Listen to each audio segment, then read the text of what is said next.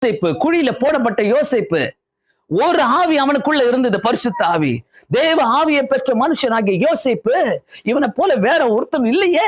இதெல்லாம் பலன். அவன் ஒரு அதிகாரியாக அன்னைக்கே ஒரு அதிகாரியாக மாற்றப்படுகிறான். இதெல்லாம் பல நாட்கள் ஆன பிறகு கிடையாது. ஒரே நாளில சொப்பனத்தை சொல்றான். ராஜா பாக்குறாரு. ராஜா பார்த்து சொல்லுகிறார். 41வது அதிகாரம் 39வது வசனத்துல, உன்னை போல விவேகமும் ஞானமும் உள்ள வேறு மனுஷனை இல்லையே. பார்த்தாரு, இவனை விட்டா நம்ம நாட்டுக்கு வேற ஒருத்தன் கிடைக்க மாட்டான். ஹலோ ஹலோ, சாதாரண ஒரு மனிதங்க, சாதாரண ஒரு யோசேப்பு, சாதாரண ஒரு யோசேப்பு, ஒன்ன இல்லாத யோசேப்பு, ஆடுகளை மேய்த்து கொண்டிருந்த யோசேப்பு, உண்ட போல விவேகமும் ஞானம் உள்ளவன் இல்ல. ராஜா சொல்றான், அதனால இவனை விட்டுறக்கூடாது, இவனை இன்னைக்கு அதிகாரியா பண்ண. டைரக்ட் அப்பாயின்மெண்ட் கொடுக்கிறாரு. Direct appointment.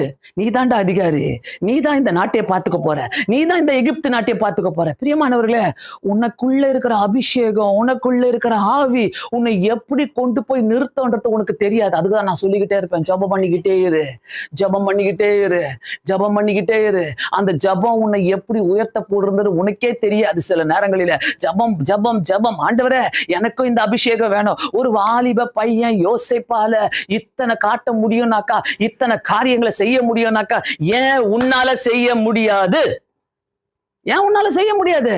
நீ உட்காந்து பார்த்துக்கிட்டே தான் இருப்ப, நீ உட்காந்து யோசிச்சுக்கிட்டே தான் இருப்ப. நான் யோசிப்ப மாதிரி மாற முடியுமா? மாற முடியா? உனக்குள்ள ஒரு ஸ்பெஷல் கிஃப்ட் இருக்கணும், உனக்குள்ள ஒரு ஸ்பெஷல் ஆவி.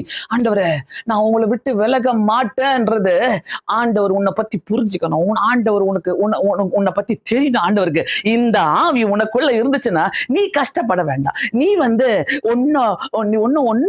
நீ பிரயாசப்பட வேண்டாம். ஆண்டவர் அந்த சிறைச்சாலையில வச்சுட்டு யோசிப்ப எக்யூப் பண்ணிக்கிட்டே இருக்கிறாரு, என்கரேஜ் பண்ணிக்கிட்டே இருக்கிறாரு. ஆண்டவர் அந்த சிறைச்சாலையில வச்சுட்டு, தெரியாது நான் தான் அந்த எகிப்துக்கே அதிகாரியாக போவேன் தெரியாது, ஆனா கர்த்தர் அங்க சொல்லி கொடுத்துட்டே இருக்கிறாரு, அங்க ட்ரைனிங் பண்ணிட்டே இருக்கிறாரு. உன்னுடைய ஒவ்வொரு பிரச்சனையும் உனக்கு ட்ரைனிங், உன்னுடைய ஒவ்வொரு குழப்பமும் உன்னை ட்ரைனிங் பண்ணுது, உன்னுடைய ஒவ்வொரு சிச்சுவேஷனும் நிலைமையும் உன்னை ட்ரைனிங் பண்ணிக்கிட்டே இருக்குது.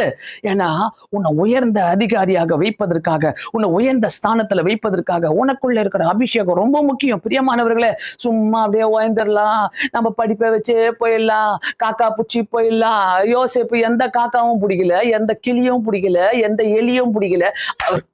அவர் போனது ஒரே டைரக்ஷன் தான். என் கர்த்தர் என்ன உயர்த்த வல்லவராக இருக்கிறார். ஹல்லேலூயா, ஹல்லேலூயா. அந்த உன்னை போல விவேகம் ஞானம் உள்ள வேறு ஒருவனும் இல்லை. அதே நாளு நாட்டை ஆளுகிற அதிகாரியாக அவன் உயர்த்தப்படுகிறான்.